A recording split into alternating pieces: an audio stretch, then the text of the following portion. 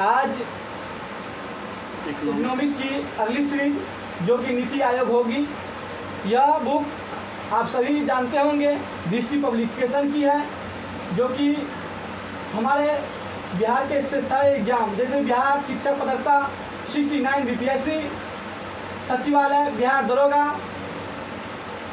वैसे सभी एग्जाम जो जीके जीएस पर आधारित है, सभी के लिए रामबाण साबित होने जा रहे हैं।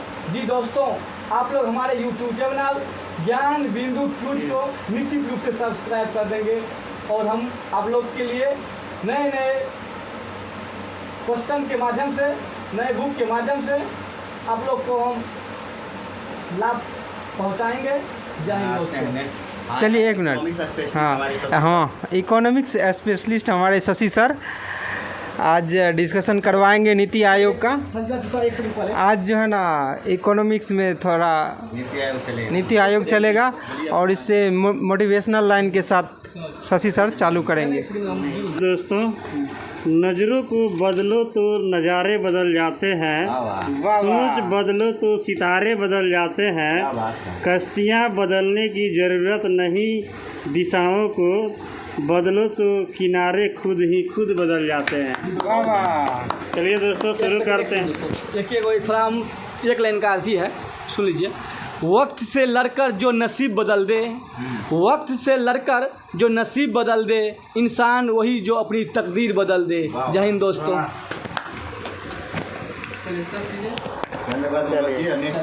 आइए क्वेश्चन नीति आयोग।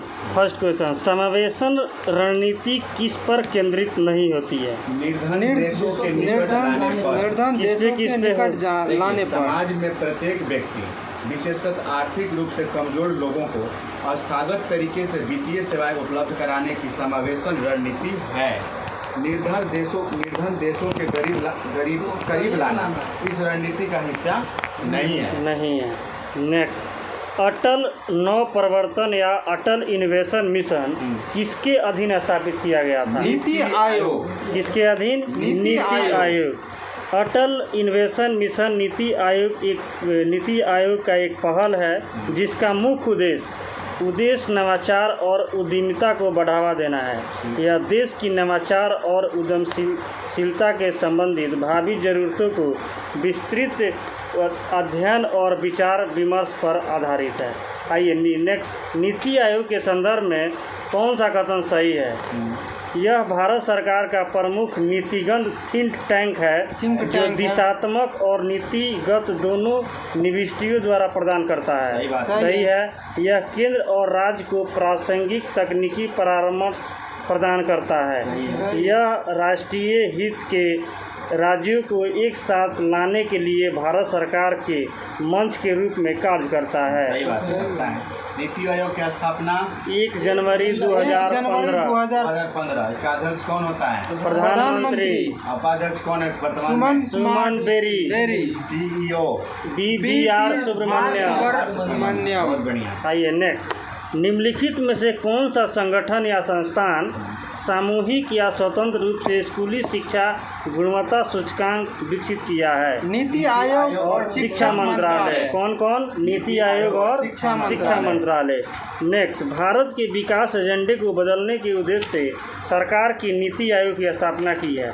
निम्नलिखित में से कौन सी नीति आयोग के कार्य हैं? राज्यों के साथ संरचित समर्थन पहलों और तंत्रों के माध्यम से सरकारी संघवाद को बढ़ावा देना, रणनीति और दीर्घकालीन नीतियों, कार्यक्रमों और पहलों के मसौदे तैयार करना तथा उनकी प्रगति और प्रारंभिकता पर नजर रखना। नीति आयोग के संरचना के संदर्भ में कौन सा कथन सही है? बताइए।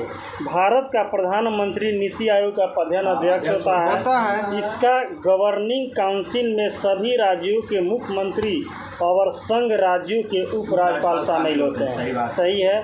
इसके अंतर्गत क्षेत्रीय परिषदों का गठन करने का प्रावधान नीति आयोग में भी किया गया है। नेक्स्ट क्वेश्चन, नीति आयोग के प्रमुख उद्देश्य कौन कौन से हैं? शंभू जी बताइए। राष्ट्रीय विकास का एक साझा दृष्टिकोण का विकास करना।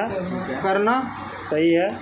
सहयोगपूर्ण संघात्मक को बढ़ावा देना, अंतर क्षेत्रीय और अंतर विभागीय मुद्दों के समाधान हेतु एक मंच तैयार करना, सही है, ग्राम स्तर परियोजनाओं का निर्माण करने हेतु एक तंत्र विकसित करना।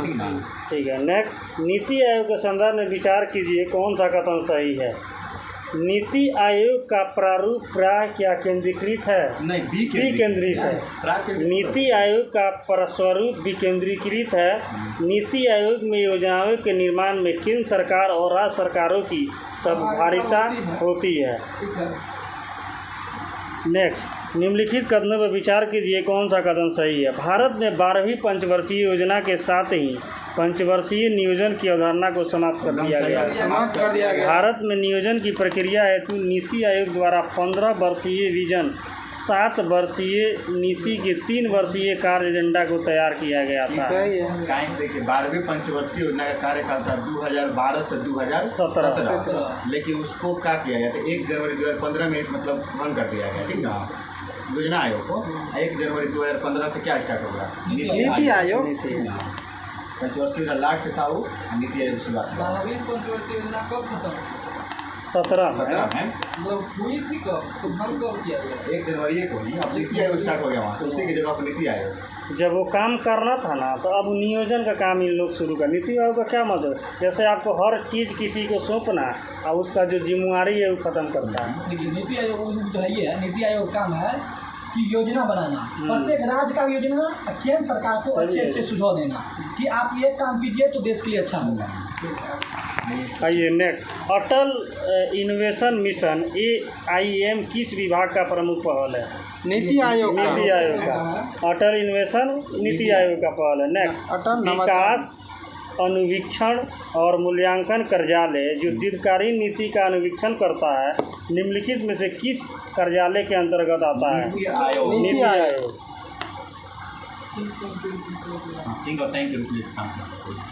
नेक्स्ट, वर्ष 1920 के लिए राज्य सूचकांक के बारे में कथनों पर विचार कीजिए कौन सा कथन सही है। यह सूचकांक वर्ल्ड बैंक के तकनीकी सहायता से नीति आयोग द्वारा जारी किया जाता है। राज्य स्वास्थ्य सूचकांक के बारे में बोल रहा है। यह सूचकांक विश्व की तकनीकी सहायता से नीति आयोग द्वारा जारी किया जाता है। संकेतकों को स्वास्थ्य परिणाम, शासन और सूचना तथा प्रमुख इनपुट प्रक्रिया को डोमेन के तहत समूहीकृत किया जाता है। ठीक है। नेक्स्ट, निम्नलिखित पर विचार कीजिए कौन सा कथन सही है। नीति आयोग द्वारा हाल ही में राज्य ऊर्जा और जलवायु सूचकांक लॉन्च किया गया था। पूछेगा एग्जाम में कि राज्य ऊर्जा जलवायु सूचकांक किसके द्वारा लॉन्च किया जाता है? नीति आयोग के द्वारा। इसी के अनुसार सेकी के प्रमुख राज्यों में गुजरात, केरल, पंजाब शीर्ष 3 प्रदर्शन करते राज्य हैं। देखिए इसका है ना CESC का full form state energy and climate index. ठीक ना, प्रथम राज्य है गुजरात, केरल, पंजाब। नीति आयोग खत्म हो करते हैं। नेक्स्ट हम लोग का है गरीबी, यानी गरीबी प्रॉपर्टी बोलते हैं। इसी को बोलते हैं इसमें BPL APL, below poverty line. APL। चलिए दोस्तों, तो गरीबी जो इकोनॉमिक्स का जो एक चैप्टर है गरीबी, जिसको इंग्लिश में पॉवर्टी कहा जाता है, आज शुरू करते हैं इसको भी। फर्स्ट क्वेश्चन है कि भारत सरकार की पूर्ण गरीबी रेखा को निम्नलिखित में से किस आधार पर निर्दिष्ट किया जाता है? घरेलू उपभोग। भारत के गरीबी के निर्धारण हेतु राष्ट्रीय प्रतिदर्शी सर्वेक्षण कार्यालय NSSO एक मुख्य संस्था के रूप में कार्य करता है। भारत में पूर्ण गरीबी को मापने के लिए घरेलू उपभोग विधि का प्रयोग किया जाता है। मनोज जी, भारत सरकार की जो गरीबी रेखा किस संस्था से मापा जाता है?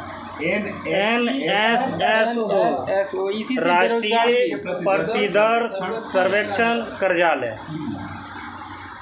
नेक्स्ट क्वेश्चन, UNDP के समर्थन से ऑक्सफोर्ड निर्भरता और मानव विकास के नेतृत्व द्वारा विकसित गई बहुआयामी निर्भरता सूचकांक, ये BPSC में क्वेश्चन पूछा हुआ था कि बहुआयामी निर्भरता सूचकांक में कौन कौन से शामिल हैं? अगर बीपीएससी में ही ऑप्शन है तो सोच समझ के इसको आंसर दीजिएगा। आंसर है कि पारिवारिक स्तर पर शिक्षा, स्वास्थ्य और संपत्ति तथा सेवाओं से वंचन। सही। ये दोनों मिल के काम किया था ऑक्सफोर्ड निर्धनता यूएनडीपी और नेतृत्व में जो ऑक्सफोर्ड निर्धनता है इसके। आइए नेक्स्ट क्वेश्चन। जिला ग्रामीण विकास अधिकरण भारत में ग्रामीण निर्धनता को कम करने में कैसे मदद करते हैं? मदद करते हैं कि निर्धनता रोधी कार्यक्रमों को प्रभावी क्रियान्वयन हेतु अंतर क्षेत्रीय तथा अंतर विभागीय समन्वय और सहयोग सुरक्षित करते हैं। DRDA निर्धनता रोधी कार्यक्रम के लिए मिले कोष पर निगरानी रखते हैं और सुनिश्चित करते हैं कि उनका प्रभावी उपयोग हो। नेक्स्ट क्वेश्चन बहुत इंपॉर्टेंट क्वेश्चन है कि दिए गए वर्ष में भारत में कुछ राज्यों की आधिकारिक गरीबी रेखाएं अन्य राज्यों की तुलना में उच्चतर है। क्यों? कीमत स्तर अलग अलग राज्य में अलग अलग होती है। अगर किसी राज्य की तुलना अन्य राज्यों से अगर गरीबी से किया जाता है तो उसमें कीमत स्तर अलग अलग और राज्य में कीमत समानता। भारत में आधिकारिक गरीबी रेखाएं किसी वस्तु को प्राप्त करने के लिए प्रति व्यक्ति औसत व्यय से संबंधित होती है। अलग अलग राज्यों में कीमत स्तर अलग अलग होने से राज्यों की आधिकारिक गरीबी रेखाओं से भिन्नता आती है। ठीक। नेक्स्ट, भारत में उच्च निर्धनता दर के प्रमुख कारण कौन कौन से होते हैं? जनसंख्या में उच्च वृद्धि, दर वृद्धि, बेरोजगारी, आय असमानता और भूमि संसाधनों की कमी। गया था सर स्टेट वाला क्वेश्चन। 2 क्वेश्चन मिल गया किसी ने पूछा। एक और है हम लोग के सेट में। हाँ सही। अब एक क्वेश्चन आया नेक्स्ट। सेन सूचकांक का संबंध किससे है? निर्धनता से। इसको पढ़ते हैं। निर्धनता के आकलन की सरकारी विधियों की सीमाओं के कारण अनेक विद्वानों ने वैकल्पिक विधियों का प्रयोग करने के प्रयास किए हैं। निर्धनता के आकलन हेतु नोबेल पुरस्कार विजेता अमर्त्य सेन ने एक सूचकांक का विकास किया जिसे सेन सूचकांक कहा जाता है। सेन सूचकांक किससे संबंधित है? निर्धनता। इसने इसका आकलन किया था अमर्त्य सेन। इनको नोबेल पुरस्कार कब मिला था? किसको? अमर्त्य सेन को किसकी पत्नी के साथ मिला था? 1930 में मिला था। अमर्त्य सेन को नोबेल पुरस्कार 1930 में 13 की थी। चलिए आप देखिए शंभू जी, आगे बढ़ते हैं। Next question. किसी भी अर्थव्यवस्था को व्याप्त निर्भरता की समस्या के प्रमुख कारण क्या हो सकते हैं? आधारित संरचना का अभाव, मांग का भी अभाव, अधिक जनसंख्या, निम्न पूंजी के कारण। निम्नलिखित कथनों में विचार कीजिए कौन सा कथन सत्य है? ग्रामीण निर्धन भूमिहीन कृषि श्रमिक होते हैं। शहरी निर्धन माइग्रेशन द्वारा विकसित होते हैं। शहरी निर्धन ग्रामीण निर्धन भूमिहीन कृषि श्रमिक होते हैं और शहरी निर्धन माइग्रेशन द्वारा विकसित होते हैं। नेक्स्ट, भारत की स्वतंत्रता से पहले निम्नलिखित में से किसने निर्धनता की अवधारणा पर विचार दिया था? दादा भाई नेहरू ने। आकलन किसने किया था? अमर्त्य सेन। और अवधारणा पर विचार किसने दिया था? दादा भाई नेहरू जी। इसको आर्थिक विज्ञान के नोबेल मेमोरियल पुरस्कार 1998 में मिला था नोबेल पुरस्कार और 1999 में भारत रत्न।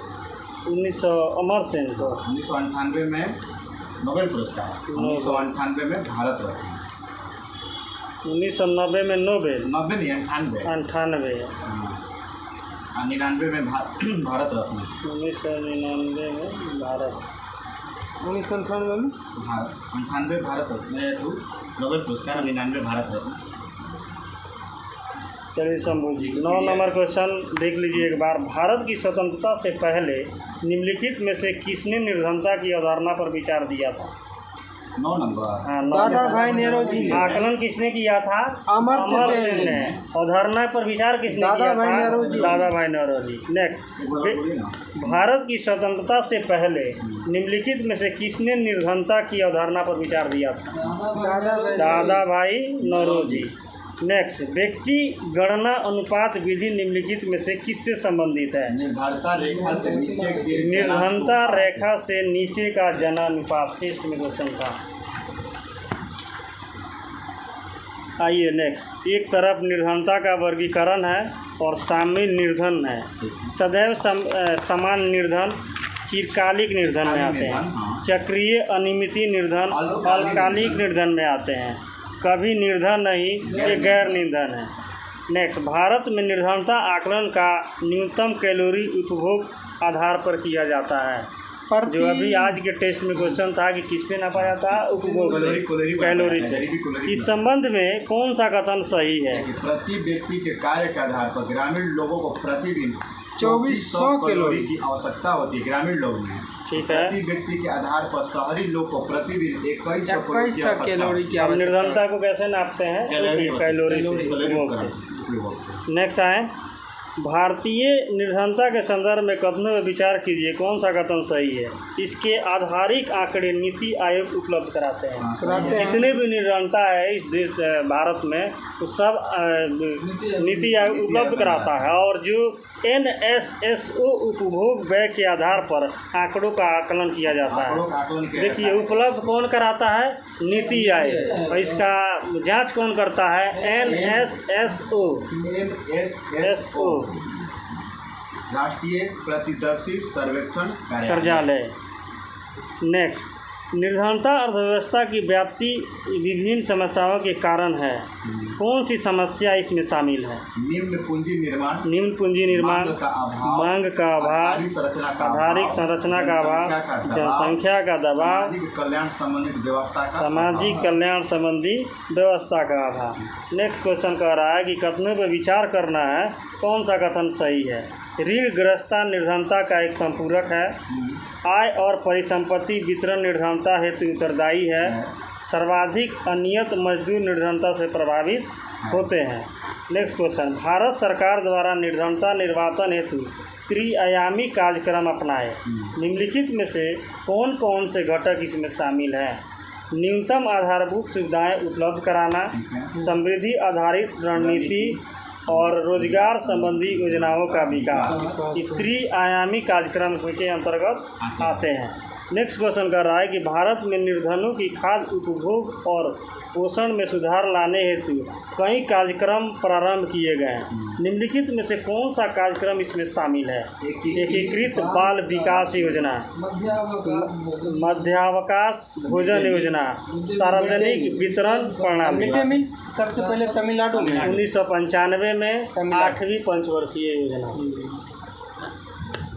सूचियों को सूची 2 से मिलाना है। निर्धनता संबंधी कार्य है और उसका लक्ष्य क्या क्या होता है? काम के बदले अनाज। हम क्वेश्चन है, काम के बदले अनाज किस पंचवर्षीय योजना? गलत, 8वीं पंचवर्षीय योजना। नहीं शशि जी, 5वीं पंचवर्षीय योजना। 5वीं पंचवर्षीय योजना के टाइम में 1975 में 20 सूत्री मांग आया था, जिसका काम में था गरीबी उन्मूलन और आत्मनिर्भरता। वही गरीबी हटाओ का नारा दिया गया। 5वीं पंचवर्षीय योजना में काम के बदले अनाज। हाँ, एक और क्वेश्चन आज देखे थे कि काम के बदले अनाज नवंबर 2004 में सर्वप्रथम महाराष्ट्र राज्य में दिया गया था। तो पूछेगा, काम के बदले अनाज सर्वप्रथम लागू करने वाला राज्य कौन सा राज्य है? महाराष्ट्र। याद कर लिख लीजिएगा इस पर। चलिए, नीचे में दिया हो, इसको डिस्कशन पढ़िए ना। काम के बदले अनाज योजना सभी निर्धन परिवार को योजना उपलब्ध कराना। नोट, वर्तमान में इस योजना को मनरेगा में समाहित कर दिया गया है। आप बोलिए कौन है? देखिए, पहले इसको एक बार बता दीजिए। काम के बदले अनाज, इसका लक्ष्य क्या था? भोजन उपलब्ध कराना। ग्रामीण स्वराज्य कार्यक्रम, गांव और कस्बों के छोटे उद्योगों को सृजन करना। और प्रधानमंत्री रोजगार योजना, शिक्षित बेरोजगारों को वित्तीय सहायता देना। और स्वर्ण कार्यक्रम, शहरी रोजगार कार्यक्रम, क्षेत्रों में रोजगार का अधिक सृजन करना। हो गया, इसी में सब क्लियर हो गया। ठीक है, नेक्स्ट आते हैं कि प्रत्यक्ष निर्धनता निवारण कार्यक्रम का लाभ किस वर्ग को प्राप्त होता है? गैर निर्धन वर्ग को। प्रत्यक्ष निर्धनता निवारण कार्यक्रम किस वर्ग को प्राप्त होता है? गैर निर्धन वर्ग को। चलिए, नेक्स्ट क्वेश्चन। चक्रीय निर्धन वह होते हैं जो निर्धन और गैर निर्धन होते रहते हैं। चक्रीय निर्धन वह होते हैं जो निरंतर निर्धन और गैर निर्धन होते रहते हैं। जो निर्धन और गैर निर्धन होते हैं। चक्रीय निर्धन इसको कहा जाता है, जो निर्धन और हमेशा गैर निर्धन होते रहते हैं। कथनों में विचार करना है कौन सा कथन सही है। भारत में अमीर और गरीब दोनों ही कुपोषित रहते हैं। अमीर गलत भोजन खाते हैं और गरीबी रूखा सूखा भोजन खाते हैं, यानी ये यार दोनों सही है, एक एस्पेक्ट का सही है। बहुआयामी निर्धनता सूचकांक में सम्मिलित होता है क्या क्या? स्वास्थ्य, शिक्षा, जीवन स्तर। देखिए इसको जारी करता है नीति आयोग के साथ साथ यूएनडीपी। बताइए मानव विकास सूचकांक सबसे पहले किसने जारी किया था? किसने जारी किया? कौन जारी किया था? यूएनडीपी द्वारा जारी किया गया था। मानव विकास कौन लाया था? महबूल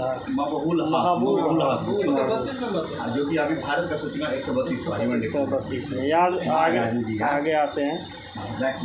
भारत में गरीबी मापने के संबंधित समिति का काला कानून बताइएगा। सबसे पहले और सबसे बाद में कौन आया था? डॉक्टर वाई अवध समिति ना। देखिए 1970 में आया था। इसका रिपोर्ट आया था 1979 में। इसके बाद कौन आया है? उसके बाद है लकड़वाला समिति, गरीबी से संबंधित है। ये भी गरीबी से संबंधित है। 1979 में आया था। उसके बाद है सचिन तेंदुलकर, सुरेश तेंदुलकर समिति। सुरेश तेंदुलकर ये आया था 2005 में, अपना रिपोर्ट 2009 में। उसके बाद है सी रंगराजन समिति 2012 में रिपोर्ट प्रस्तुत किया 14। ये चारों जो है गरीबी को मापता है। ठीक है, कुछ नहीं भी क्या बोलते हैं, आरबीआई के गवर्नर।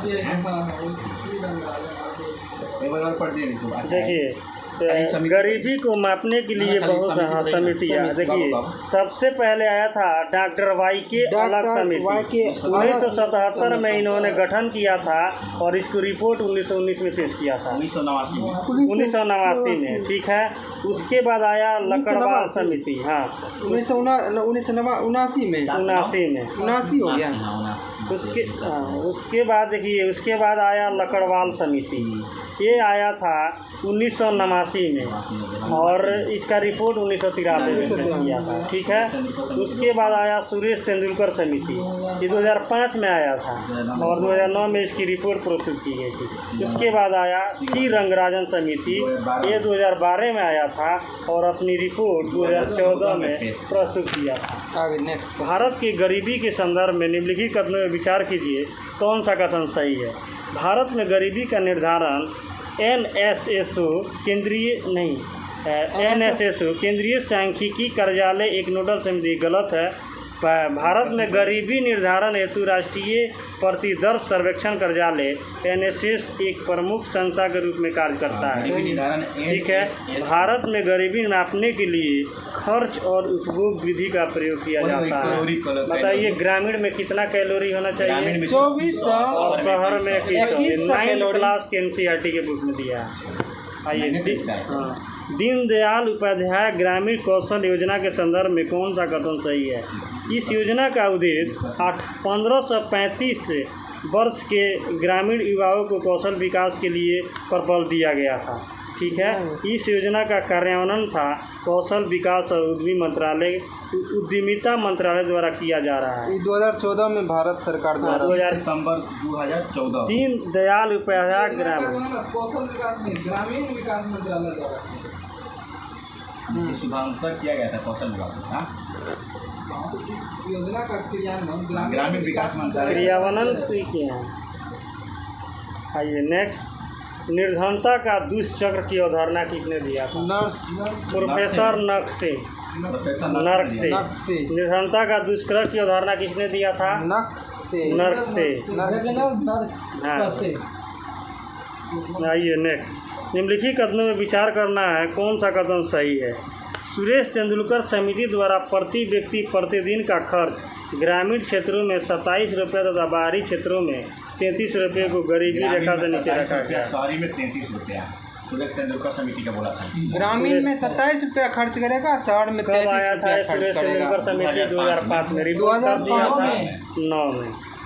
इनमें में से किसने गरीबी निर्वाणन का प्रापूर्ण अस्त्र के रूप में स्वयं सहायता समूह को विचार किया दिया था? मोहम्मद यूनुस। याद कीजिएगा, शंभू जी टेस्ट का क्वेश्चन है। मोहम्मद यूनुस ने स्वयं सहायता समूह का विचार पर जोर दिया था। नेक्स्ट, किस वर्ष संयुक्त राष्ट्र संघ ने परम गरीबी को परिभाषित अंग्रेज की थी? 1995 में।